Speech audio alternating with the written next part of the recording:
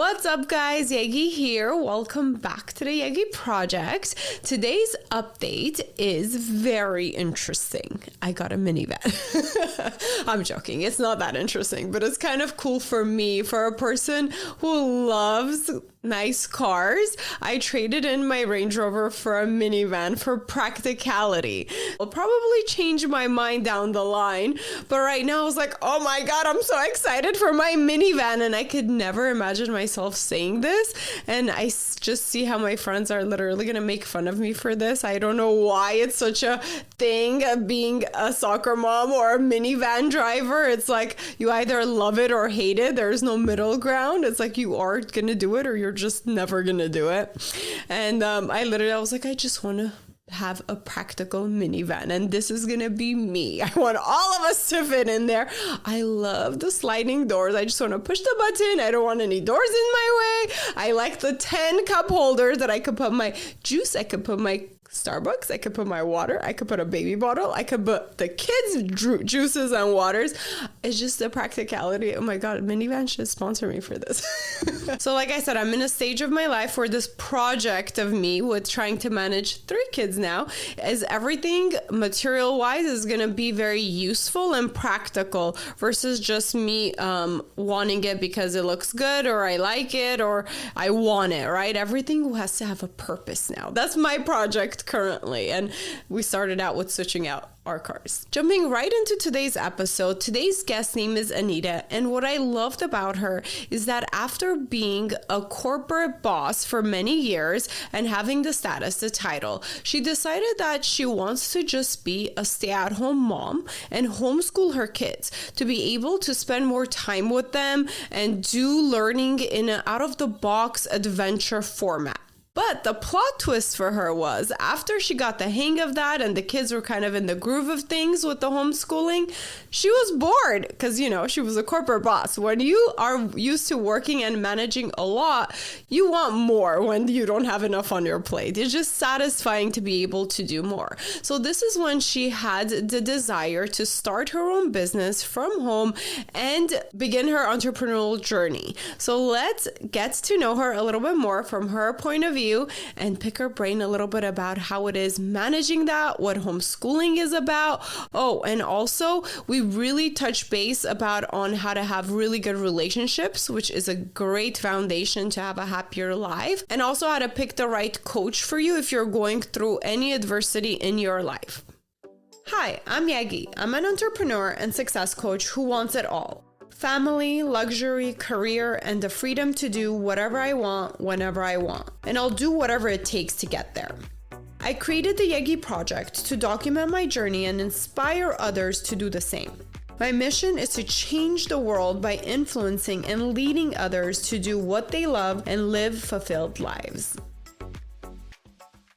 Hello. Welcome back to the Yegi Project. Today we have Anita Anello with us, and I'm going to give her the floor to start with her story. Let's get to know her and what brought her to her amazing coaching journey today.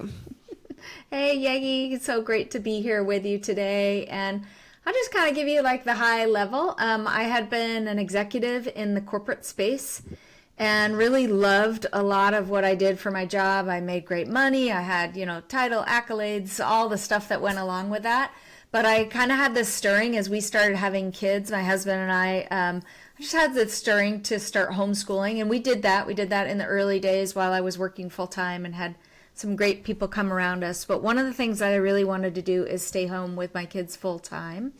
And so I had the opportunity several years in to retire young and stay at home full time. And then about 5 years ago, as I progressed through the journey, I just found that I was getting a little bit restless. And as my kids were starting to get older and the demands of homeschooling was not as heavy on my shoulders as it was, for them to do their work as they got older and got into middle school and high school.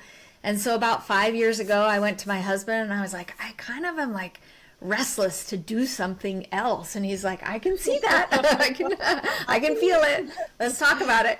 So we did. We threw around some different ideas. I knew that I did not want to go back to the corporate space because the idea of working a 50 or 80-hour work week, even to trade off the money for that was just not really where my heart was at. We have been homeschooling now for 15 years, and we weren't going to give that up just to go back to do a job.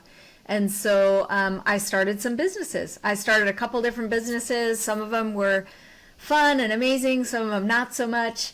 One of which was actually a great business. I did enjoy a lot of it. I had an Amazon business, and I was a distributor of products that were made in the US. But then when COVID hit, the whole distribution chain and the warehouses and everything around an inventory business, because life for everybody really shut down. So then in that journey, I started doing some more inner work and just kind of figuring out and thinking of like, I kind of miss working with more people. And then, we're in the midst of COVID. So somebody like me who's a little bit more introverted, I thought, wow, it's kind of surprising that I actually miss being around people a little bit more. And so one thing led to another. And just part of our story is, I always put it in the framework for me about this is where I kind of felt like God was calling me. It was more of like, I started doing some inner work and deciding and realizing like, wow, I've been coaching, I've been teaching, I've been coming alongside people shoulder to shoulder in so many different capacities in my career in so many different ways. And I love that. Like I could do it anywhere, everywhere, no matter what. Why don't I just do more of that and build a business around that? And so I did. And, so let me just kind of pause right there. It's one of those things. There's a lot to the story, and we just kind of share as much as we can. Yes, and I already have quite a few questions for you. Yes. To start off with, what was your corporate job, or what was your career before you decided, nope, I want to be home more with my kids? Yep. So I worked for a global software company, and I headed up all professional services and did consulting.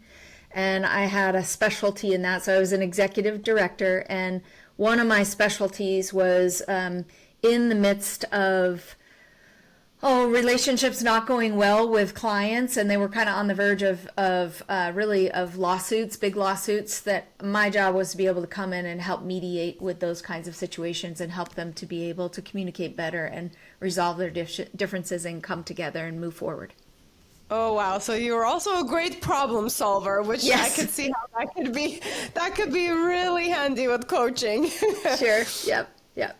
Second question, you decided to homeschool your kids, and actually I've been seeing this more and more with a lot of different, mindsets of people, reasons why they do it. What was your reason of why you wanted to homeschool your kids versus them going to a private school or a public school or anything in that arena? Yeah, so there were two big things, and they're just really super simple for us. Number one, I got this picture that if I was working full-time and my husband was working full-time, and even if our kids were in full-time private school, I got this picture that our lives would be really siloed. And my husband and I had our kids a little bit later in life, and so we just really wanted the opportunity to raise our own kids intentionally and spend that time with them. That was a big part of it.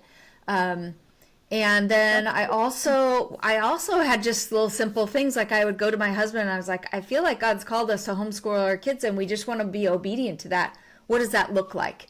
And at the time, so I have a stepson that's a little bit older who's been mainstream school the whole way. So my husband was kind of like, I don't know, what does that look like? We'd never really even, before we had children together, we didn't really know anything about homeschooling. And you hear all sorts of crazy stories about people that homeschool and all that kind of stuff. And it was just like, I don't know, let's just try it. Let's just kind of dip our toes into that water and see what it looks like for us as a family. But it's been one of the best decisions we've ever made as a family. So how did the kids do? Did they enjoy it? Do they have more free time? What was it in their point of view? I'm assuming you guys have asked them and how they feel about it. I'm very curious to know. Sure. So homeschooling always gives you a lot of freedom to do the things that you want to do, explore interests in a deeper level than when you're in a classroom environment. And even if the ratio is like private school level of maybe one teacher to, let's say 12 students or something like that. When you're homeschooling and you just have your siblings and your mom or your dad as a teacher, then you can do your academics. First of all, you can do your academics in a very short window of time, and then you can actually go out and do a lot more things. We love to travel. So one of our things in our methodology in schooling was we'd always do the academics at home, because that's always super important to us. We wanted to be able to create pathways for our kids to be ready to go to universities if they wanted to go to college and all that kind of stuff, and then anywhere in between. But then I always wanted to take what we learned academically and then put it into practice. So we would travel a ton. We'd study about different subjects, and then we'd go and do something. We'd do field trips. We'd travel around the country. We'd actually get out of the classroom. And that was one of the things where we just had a blast. And not everything needed to be like not every field trip needed to, we didn't need to write a report afterwards or anything like that. But we wanted the experiential element of getting out and experiencing that. And as far as the kids were concerned, they always appreciated the fact that, some days they could stay in their pajamas all day long, or some days we could take a day off and have a little bit more of a flexible schedule. And they always felt like they had more freedom than they saw some of their, full-time school counterparts and their friends and stuff like that. So I love that, honestly. That sounds amazing. And I'm sure you taught them how to manage their time better, and if they have the flexibility, it's almost forcing them to also not grow up, but build those skills that they're going to need as adults. So I think that's like a benefit that people don't see at first when they are thinking about homeschooling. And one main concern that you hear people talk about with homeschooling is the social aspect of it. So you guys did field trips. How was that part about having like the friends? It's very important for kids to grow up with their friends, classmates, their social group. How did you guys make sure that part was not, affected with just homeschooling them? Yeah, so that's probably one of the most, there's like two big common questions you always get when you homeschool. Socialization is always one of them, hands down, every single time. So my husband is so incredibly outgoing and so social. And so I'd always say, like, have you met their dad? Really? Do you think any of my kids are going to end up unsocialized after meeting him? The other things is, while we do live in Texas now, my kids were raised in Southern California and at a beach community. We were active in our church. We were active in our neighborhood community. We were active in our homeschooling co-op communities. We were always active in a lot of ways. And I would say to people, again, have you met my husband over here in terms of socialization, and look at all these activities that we do, as well as like, we're not raising our kids like, on I don't know, I always had this picture of like a farm in Montana that's 20 miles away from our nearest neighbor. Like we live in socialized areas. Socialization is just, I don't know, in my opinion, if someone's unsocialized, they will be unsocialized actually regardless of the academic environment. So I've met a lot of private school kids, full-time public school kids, homeschooling kids, all over every version of academic that you could imagine. And you'll find socialized, like well-adjusted, socialized young people inside and out school of every single environment. And then those are not. So to me, it's actually more of a family topic than it is a academic topic. The other thing that's funny when it comes to socialization is that we just, by and large, you find that homeschooling kids oftentimes are better equipped to communicate with people at all different age groups, because they're often exposed to kids at everybody. And seeing different things, getting exposed to a lot of different things. I can see how wonderful that could be for them. Yep, that's true. And then the other thing is, when you school with other families or other family members or other friends or in other environments, a lot of times what's happening is the moms are gathering and we're schooling all of our kids at once. We're not going to just school second grade topics and then just school, a separate topic or a high school topic or something like that. And so the homeschooling kids are usually much more integrated and much more socialized, like I said, at a wider age group than students that are, the studies would show that than students that are just in their same peer group over and over again. Because when a child is in their same peer group, like let's say they're all in second grade, well, they kind of all act and say the same things because they're surrounded by 30 other kids that are acting and saying the same things. Yep, exactly. Instead of having kind of a little bit more of a broader spectrum of people that they're exposed to. Okay, so here's a fun question, and then we'll get back to getting to know you more. But what is one thing most people don't know about you? I am actually more of an introverted person than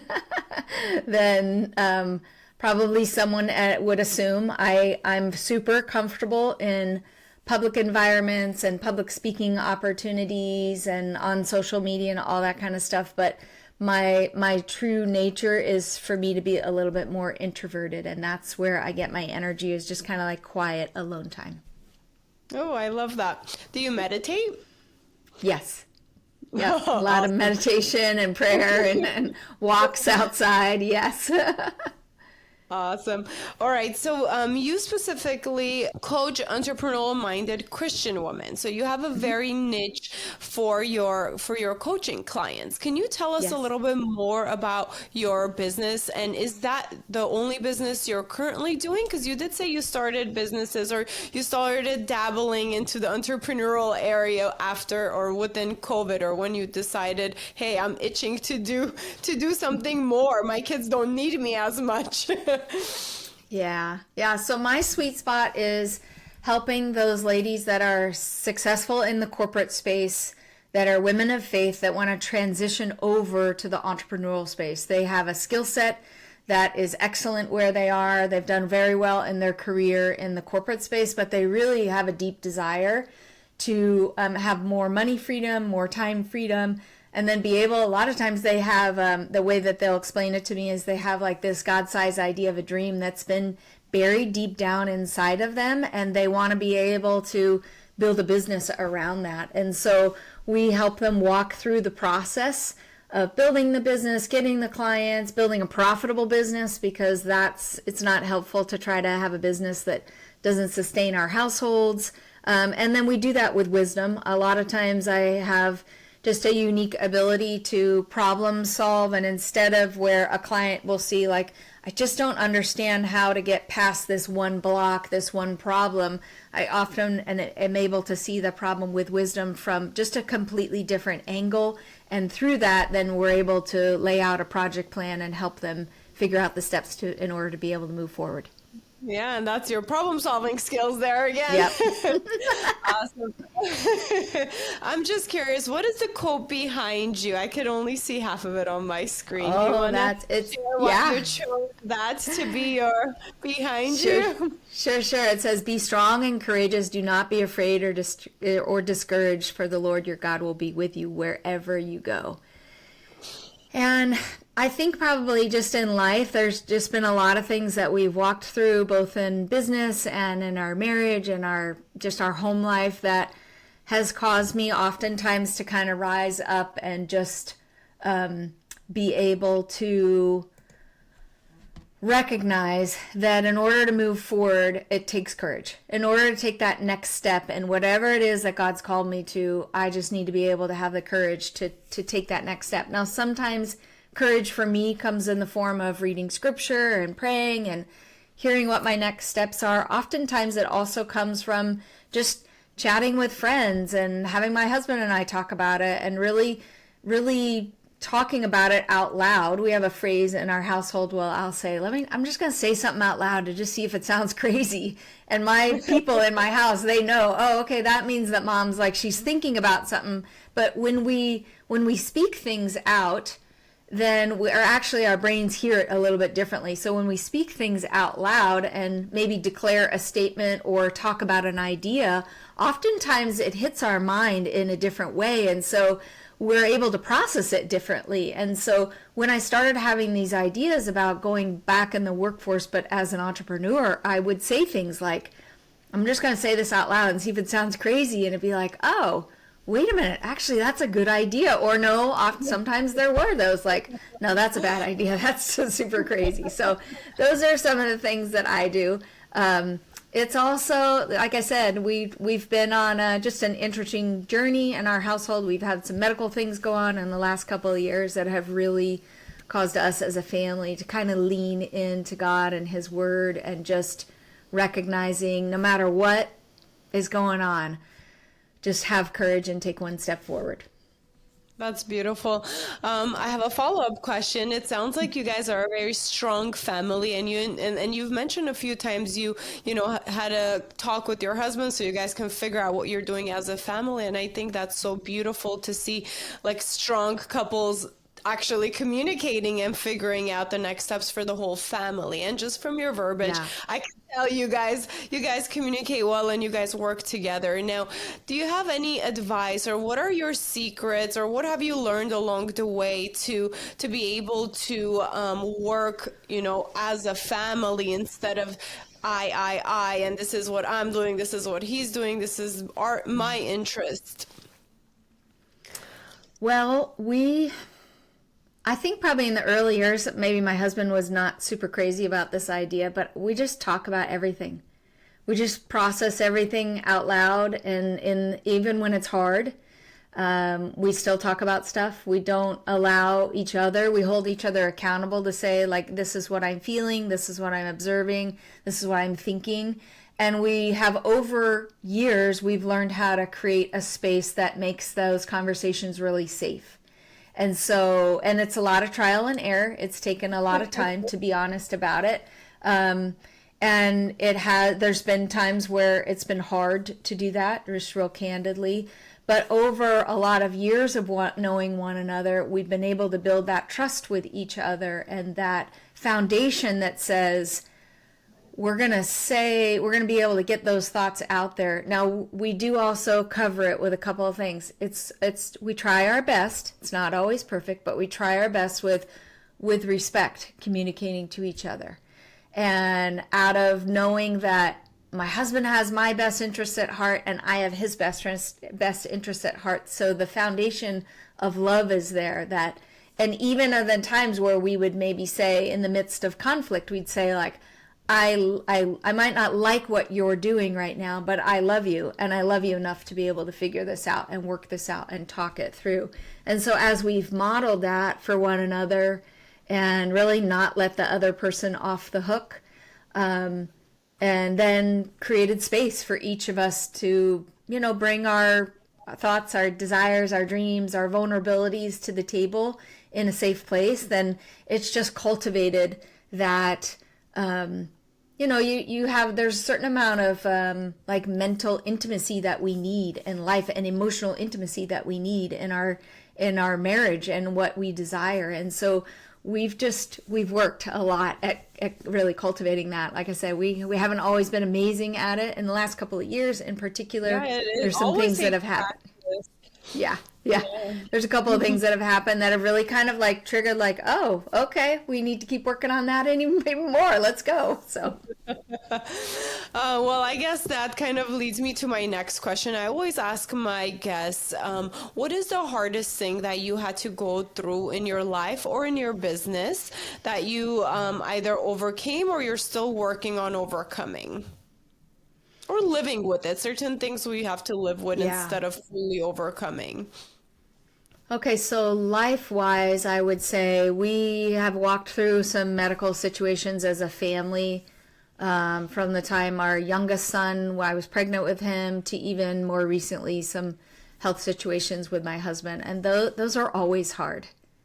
They're always hard because just at the depth and the breadth of what's going on and how difficult. We've had some really kind of life altering because of intense and serious medical situations that has really caused me more than anything to really reflect on what's important and kind of remember, oh gosh, I think all of this stuff up here is what's the most important thing, but through the lens of, do we get to have another day together?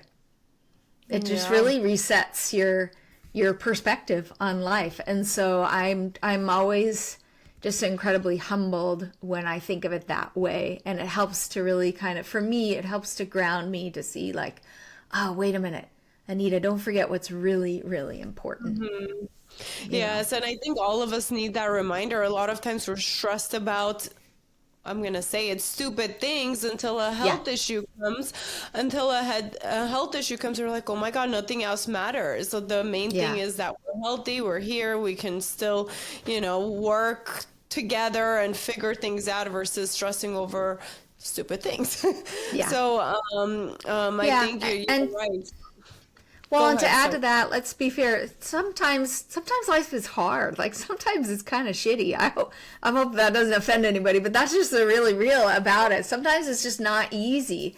And, whether it's financial struggles or relationship struggles or struggles with your kids or whatever that is, like I don't diminish any of that kind of stuff. It's whatever it takes for the person to recognize like, oh, wait a minute, let me shift my perspective. What I have realized in the last couple of years is instead of really focusing on like what I think is important all the time, what I've been able to do, not every day, but when I take a step back and realize like, what if I just consider how this is affecting the other person? What if I'm not worried about me all the time and the things that I think are important, and I just kind of have this tiny little, it's like a tiny little chiropractic shift, And then all of a sudden it changes the whole trajectory of the conversation or the output of life. And then it's like, oh, wow, I thought that thing right there was so important to me.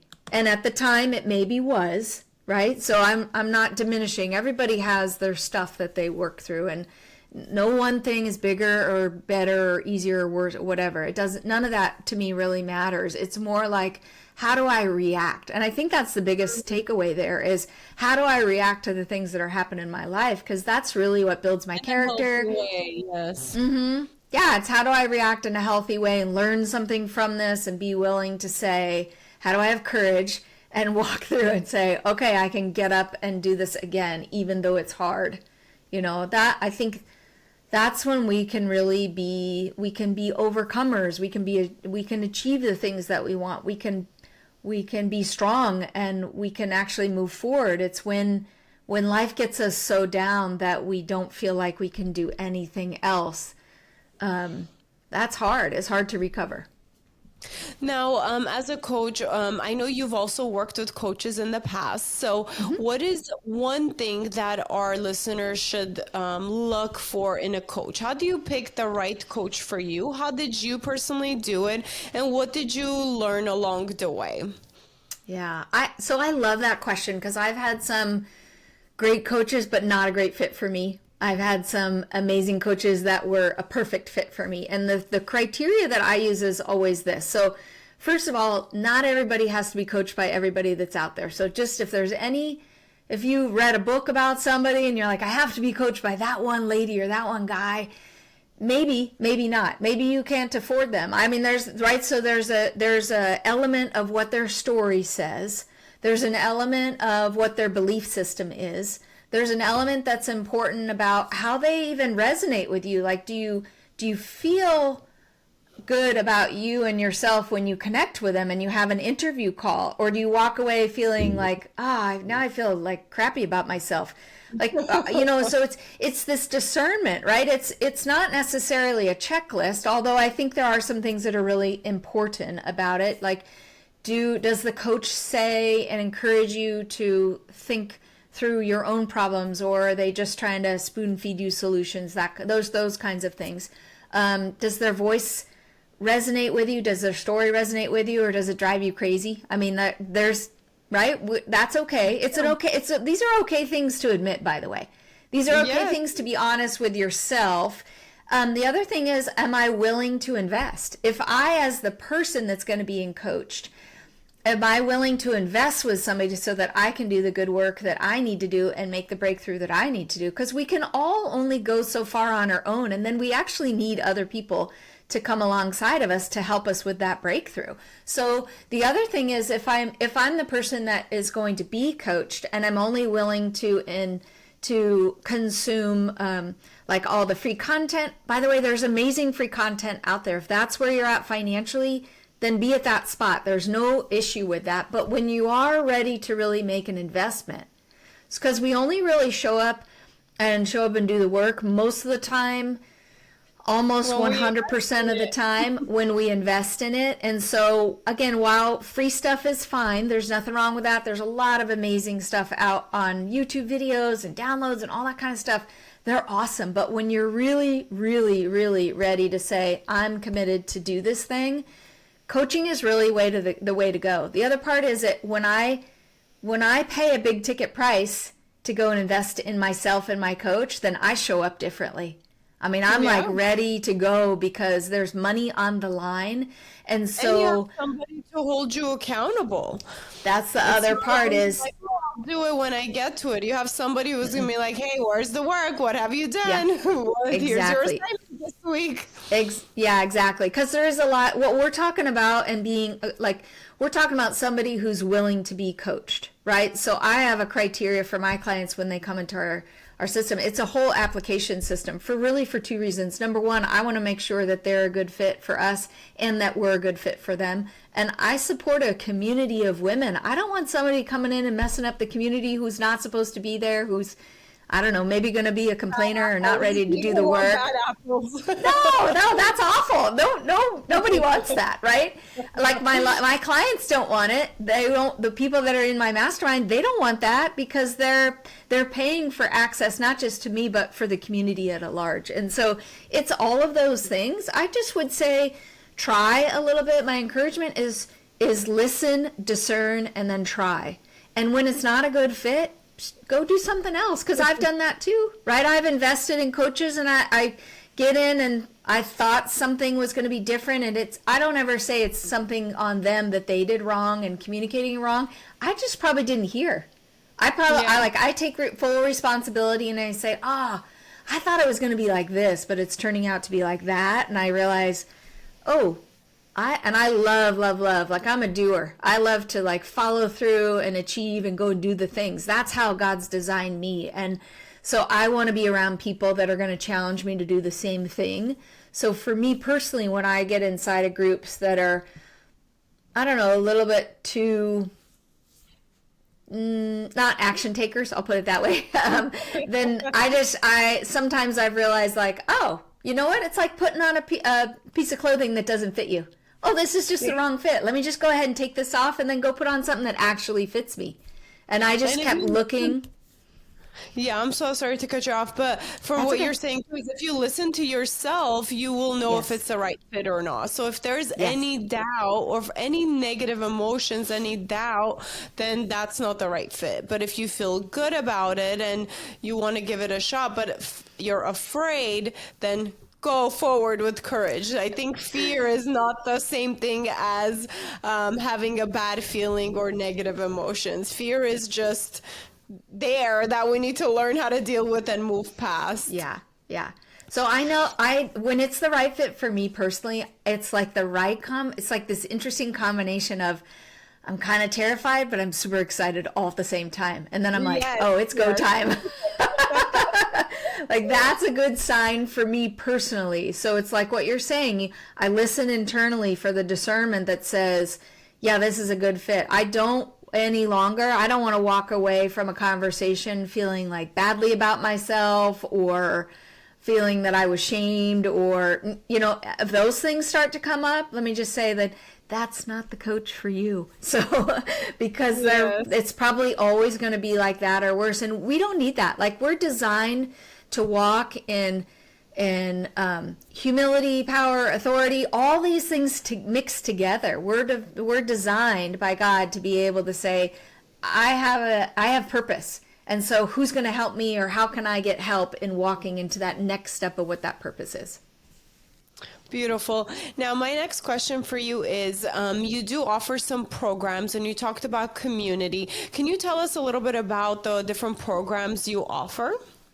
Absolutely. So we're just getting ready to launch in April. We're going to launch a new free masterclass that we are offering And I'll make sure we provide a link in the show notes for that. And that is really gives segue into a mastermind that we have in our community. We have a variety of free options where I wrote a book and published that last year. It's called the 6-Step Blueprint to Build a Profitable Business. And so you can have that. We have online courses, community, a membership community, all those kinds of things that help really what I wanted to do is I wanted to create a series of products and a series of offerings that help to meet people wherever they're at in those stages, so that they can go from, I've just started, Anita, and I'm not really sure what my next steps are.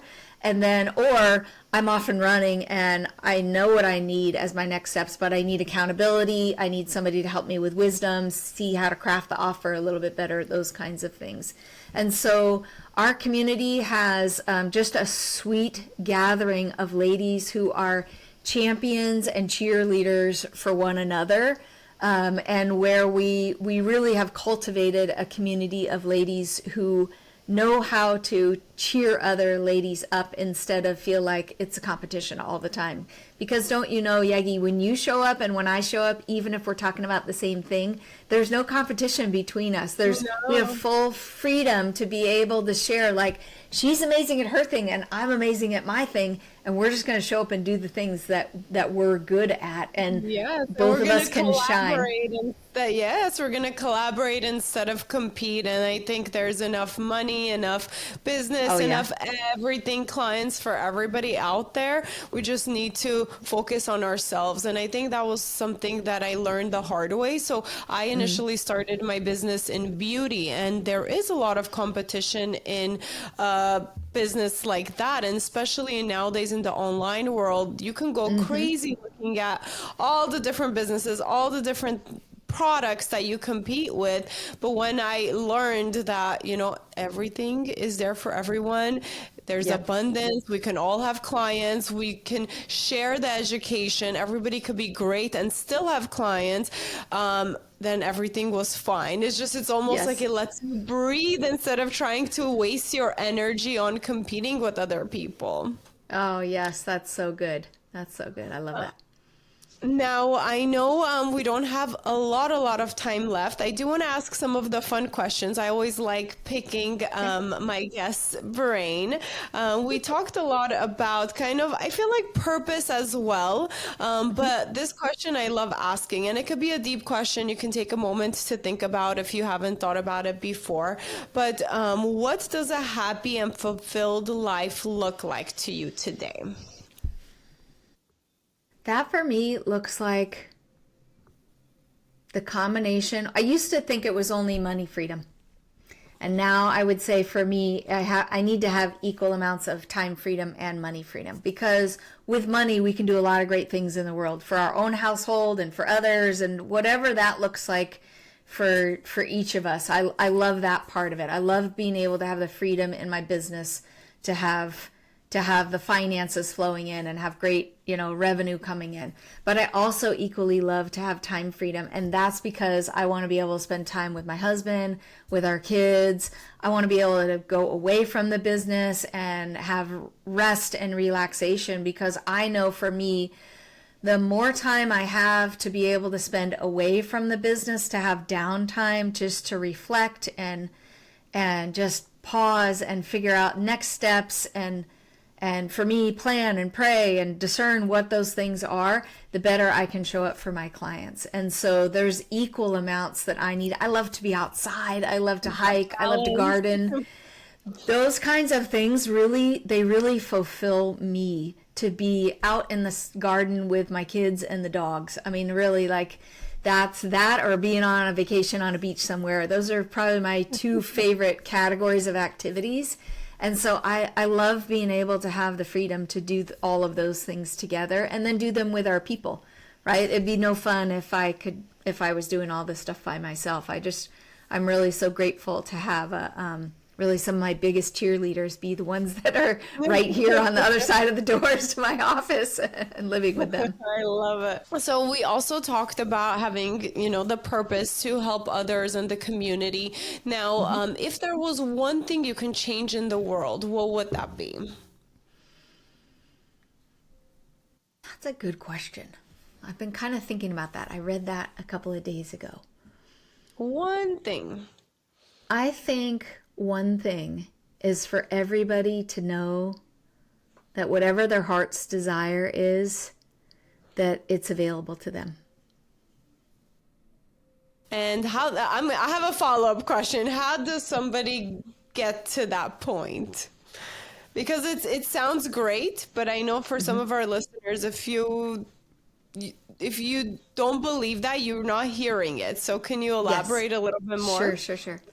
Yeah, I think it's the journey. I think it's part of the journey of life that we go from being worried and scared and fearful, and the more inner work that we do, the more peace that we have, the more, and I always say you can get your peace from, mine is going to be in the context of God. But if that's not your context, that's okay. Just be where you're at, really, genuinely. But being able to be settled in life and settled at peace with who I am and how I look and how I show up and how I sound and the abundance that's all around me, I think it's just a journey that we're all on, so that we can realize, like, we're all worthy of going after these businesses that we're interested in. We're all beautiful in lots of different ways. We all have a great story to tell, and really being able to own that. Now, part of that is just as simple as I've decided that I'm worthy for these things, and I've decided that I am. I'm amazing. I already know that about me. I don't mean that in a weird way. Let me just be clear. I love that. Yeah. But also knowing that I had a pastor one time that told us, hey, you know what? You're amazing. And by the way, you're no more or no less amazing than the person standing to your right and the person standing to your left. And I was like, oh, that really resonated with me, because it's one thing if I think that, okay, like, I got it, I'm good, right? I'm amazing. But if then all of a sudden I look at you or look at somebody next to me and go, nah, they're less than me. Well, there's no use in that. That really just reveals like an identity crisis that I have going on inside, as opposed to realizing, like, no, you know what? You're amazing and I'm amazing, because that's how we're designed. And so now it might not be reflecting that right now, this minute, here, today. Let's just be clear. Sometimes there's a disconnect between what I'm thinking, what I'm feeling, and how I'm acting. That's how I see the picture. That's the picture that I get when I talk about this kind of stuff. But it doesn't mean that it's not possible, that I can learn to decide that I'm actually worthy of building a business. I can learn to decide that I'm beautiful no matter how I show up. I can decide that my message matters wherever I go. Every time I'm on a podcast and somebody's hearing that, there's somebody that's going to resonate with what I'm saying. And I don't actually have to worry about if it sells an offer or hits or anything. I don't have to worry about any of that stuff. I just know that I'm designed to show up and just be me. Just be authentically me. Now, even in the authenticity, I just want to encourage somebody, like, we're all made just to show up exactly the way that God's made us. Not a counterfeit version of that, not a confused version of that, none of that. So just show up the way that you were originally designed, and believe that there are good things for you to be able to walk in. But I'll say, even in that encouragement, each of us has to decide that for ourselves. Yes, and I think a lot of the self-work helps get us there.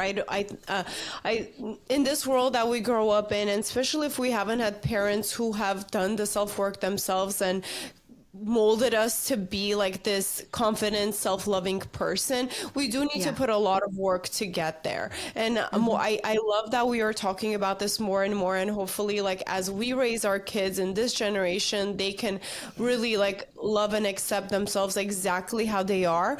But it does take a lot of work. Like, even when I was growing up, I needed to do a lot of work as an adult to fully accept who I am, how I look, how comfortable I am with makeup, even something simple, right?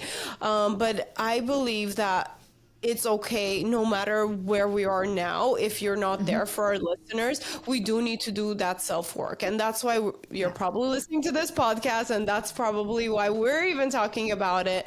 And it's okay like to not be there, but that should be our first goal. Would you agree? That should be our first goal, is to fully figure out who we are and love ourselves, and then start the business, do everything else after that.